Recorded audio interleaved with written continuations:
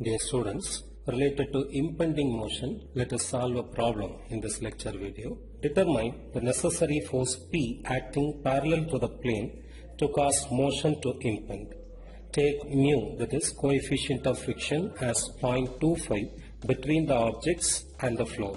Assume the pulley is smooth. Here, two blocks are considered, one of mass 45 kg and another one of mass 135 kg. Both the masses are attached by a string. That string is passing over a smooth pulley. In the problem it is given that it is a smooth pulley, so there will be no friction loss over the pulley. Okay, the tension in the string in both the sides of the pulley will be same because there will be no friction loss over the smooth pulley. Okay, we can name this block as 1 and this block as 2.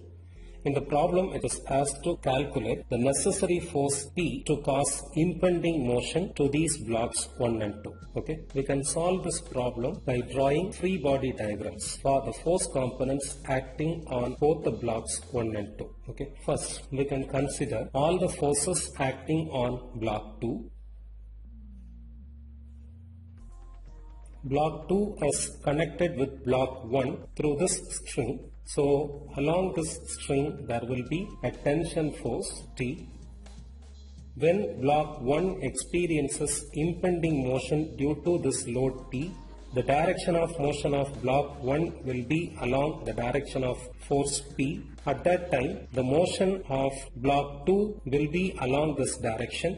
So the frictional force will be acting in the opposite direction to the motion of block 2. So the direction of the frictional force will be in the positive x-axis direction for block 2. Okay. Weight of block 2 will be acting in the negative y-axis direction. In the opposite direction of the weight component at the point of contact, there will be a normal reaction force component NR2. Okay. When the object is about to slide or about to move, up to that instant the object is in equilibrium condition. So we can use equilibrium conditions to solve these forces. Okay. First condition, summation of all the horizontal forces acting on block 2 is 0. So F2 along positive x-axis direction minus tension T along negative x-axis direction is equal to 0. The formula for frictional forces, it is the product of the coefficient of friction mu between the contact surfaces into the normal reaction force, here NR2. Okay.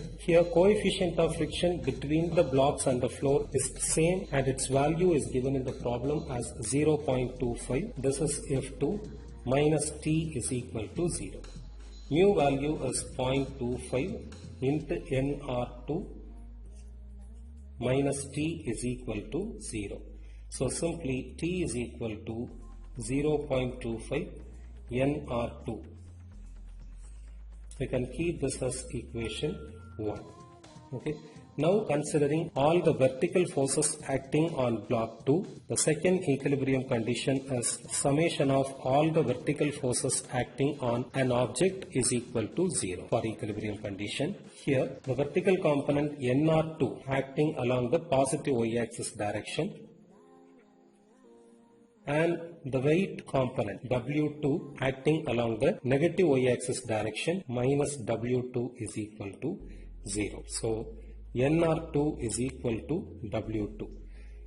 W2 is nothing but M2 into 9.81. Here mass of the block 2 is given as 135 kg.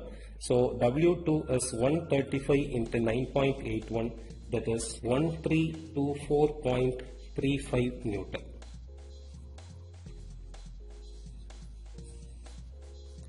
Now we can substitute the value of NR2 in equation 1.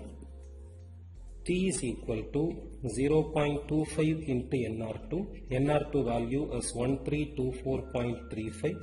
So the value of tension in the string can be obtained as 331.0875 Newton. Okay. Now considering all the forces acting on block 1, During the impending motion, the block 1 will start to move along the direction of force P. So the direction of the frictional force will be in the opposite direction of the motion. Okay. The weight of block 1 will be in this direction. The normal reaction force will be acting at the point of contact in the normal direction to the plane. So here the normal reaction force NR1 will be acting. The in-between angle is the angle of inclination of the plane, that is 45 degree. So this W1 force component can be splitted into two components.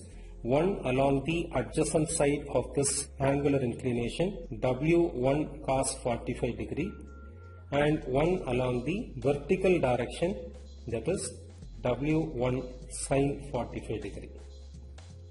It is little bit confusing to get the split up of the weight component, so we can discuss the split up of force components here. Directly along the negative y-axis direction, the weight component W1 is acting, but the position of plane is like this. Okay, we know this angular position as 45 degree. Any force component can be splitted into two components, one along the horizontal direction of the angular inclination and one along the vertical direction of the angular inclination. Okay, here the horizontal component, that is, this is the adjacent side. So this W1 force component with this angular inclination can be splitted into two force components, one along this direction as W1 cos 45 degree and one along this direction W1 sin 45 degree. Okay, here block 1 is getting connected with the block 2 through this string. So here there will be a tension in the string.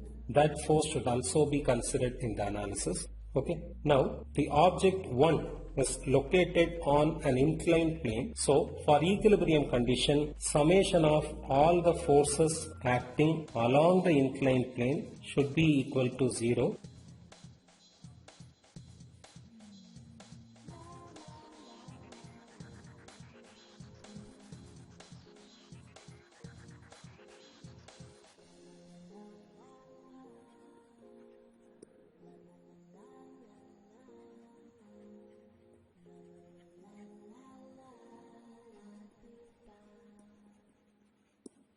Now, considering all the forces acting on block 1 along the inclined plane, forces F1 and the tension force are acting along the positive direction. So, F1 plus T, and forces P and W1 sin 45 are acting along the plane in the negative direction.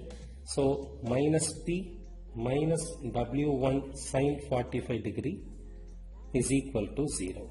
Okay. The formula for the frictional force component is mu into Nr.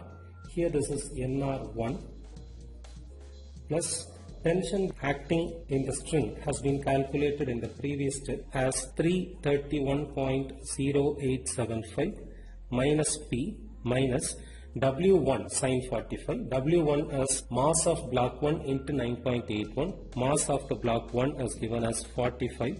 So W1 is 45 into 9.81 into sin 45 degree is equal to 0. Okay. Mu value is given in the problem as 0.25 into Nr1 plus 331.0875 minus P minus 312.1523 is equal to 0. Okay.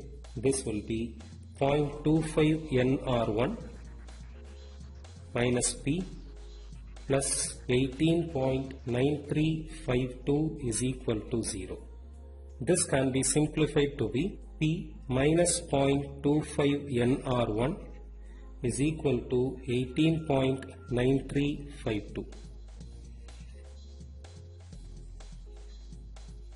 We can keep this as equation 2.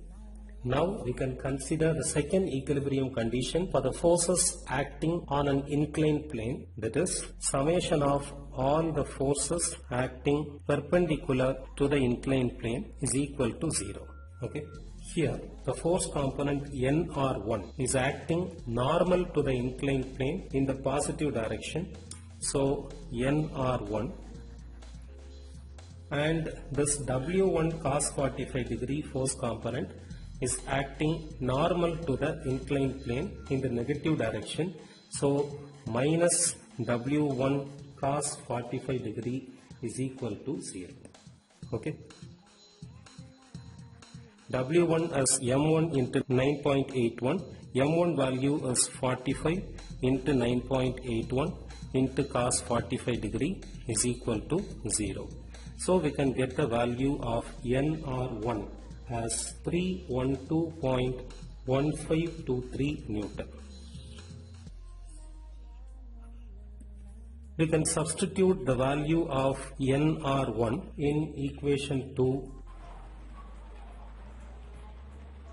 P minus 0.25 into NR1, that is 312.1523 is equal to 18.9352, from which we can get the value of the required force P as 96.9733 Newton. The force P necessary to cause motion of the blocks to impend in the considered direction is 96.9733 Newton.